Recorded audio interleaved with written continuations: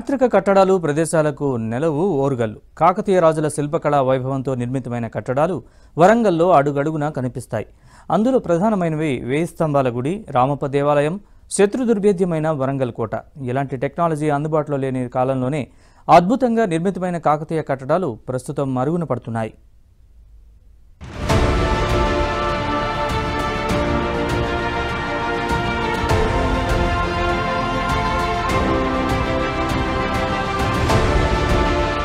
చారిత్రక ప్రదేశాలకు పెట్టింది పేరు ఓరుగల్లు. అడుగడుగున అద్భుతమైన కట్టడాలున్నాయి. ఒకవైపు కోట, మరోవైపు వేయి స్తంభాల గుడి, కాకతీయ రాజుల శిల్పకళా వైభవం. ఇలా ఎన్నో అద్భుతాలు కలిగిన నగరం చారిత్రక ఓరుగల్లు. నగర పర్యాటక ఆకర్షణల గురించి ఎంత చెప్పినా తక్కువే.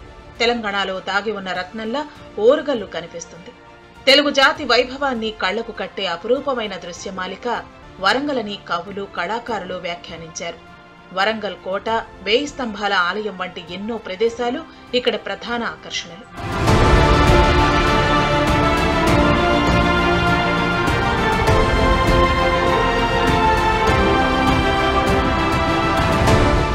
ప్రతి ఏటా శీతాకాలంలో ఈ ప్రాంతం పర్యటనకు ఎంతో అనుకూలంగా ఉంటుంది. అక్టోబర్ నుంచి మార్చి మధ్య ఇక్కడి ఉష్ణోగ్రత 22 నుంచి 23 డిగ్రీల మధ్య ఉంటుంది. మిగతా నెలల్లో ఇక్కడి వాతావరణం చాలా వేడిగా ఉంటుంది. శీతాకాలంలో వరంగల్ పర్యటన మాత్రమే కాదు, అక్కడి ప్రముఖమైన పండుగలు కూడా ఎంతో ఆకట్టుకుంటాయి. 13వ శతాబ్దంలో నిర్మించిన వరంగల్ కోట ఎన్నో దాడులను ఎదుర్కొని నేటికి చెక్కు చెదరకుండా కనిపిస్తోంది.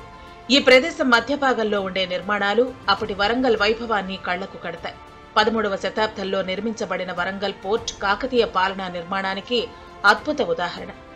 వరంగల్ కోటను రాజు గణపతి దేవుడు నిర్మించారు. తర్వాత ఆయన కుమార్తె రాణి రుద్రమదేవి అభివృద్ధి చేసినట్లు చరిత్ర చెబుతోంది. తర్వాత ఈ కోటను ప్రతాపరుద్రుడు అందంగా తీర్చిదిద్దాడు. వివిధ దాడుల కారణంగా కొంతమేర కోట దెబ్బతింది. కోటను పురావస్తు ప్రదేశంగా గుర్తించారు. కోటను సందర్శించేందుకు నిత్యం వందల మంది సందర్శకులు దేశం నలుమూలల నుంచి తరలివస్తారు. కాకతీయ రాజులు నిర్మించిన ఎన్నో కట్టడాలు ఇప్పటికీ చెక్కుచెదరని జ్ఞాపకంగా ఉన్నాయి. గొలుసుకట్టు చెరువుల్లో అద్భుతమైన ఇంజనీరింగ్ ప్రతిభ కనిపిస్తుంది. ఆలయాల నిర్మాణాల్లోనూ అద్భుతమైన టెక్నాలజీ కనిపిస్తుంది. సిమెంట్, కంకర, సున్నం లేకుండానే వందలాది భారీ నిర్మాణాలు కట్టారు. కేవలం ఇసుకనే పునాదిగా చేసుకుని ఎన్నో దేవాలయాలు నిర్మించారు. భారీ భూకంపాలను తట్టుకుని ఏళ్లుగా చెక్కు చెదరకుండా ఉన్నాయి. అందులో ప్రధానమైనవి వేయి స్తంభాల గుడి, రామప్ప దేవాలయాలు. వేల ఏళ్ల క్రితమే నిర్మించిన ఈ ఆలయాలు ఇప్పటికీ చెక్కు చెదరలేదు.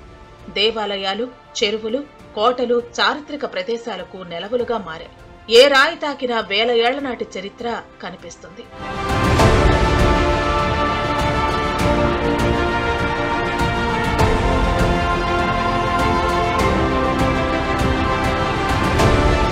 ప్రస్తుతం కాకతీయుల కళా సంపద క్రమంగా మరుగున పడుతోంది.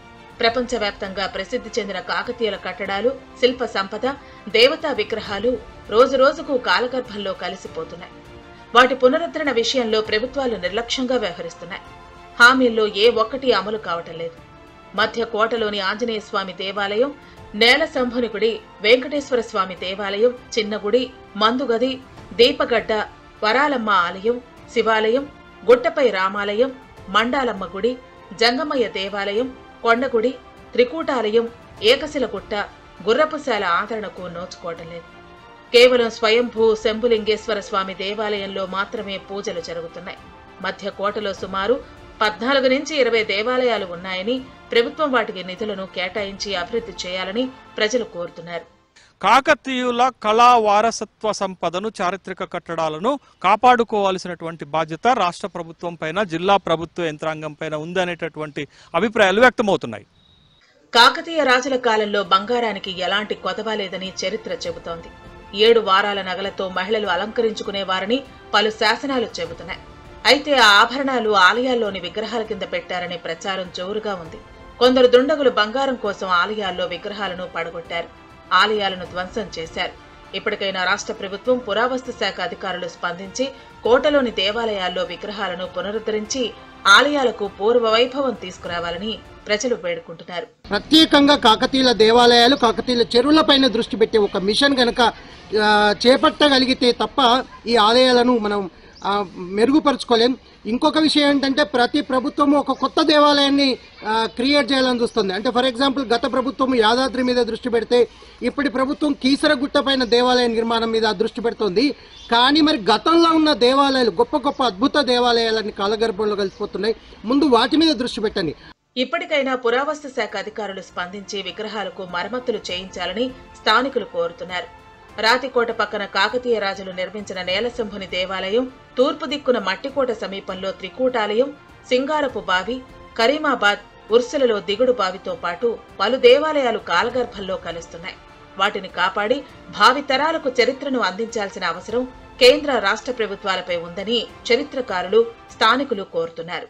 అద్భుతమైన కట్టడాలు, శిల్పకళా సంపదకు నెలవు ఓరుగల్లు.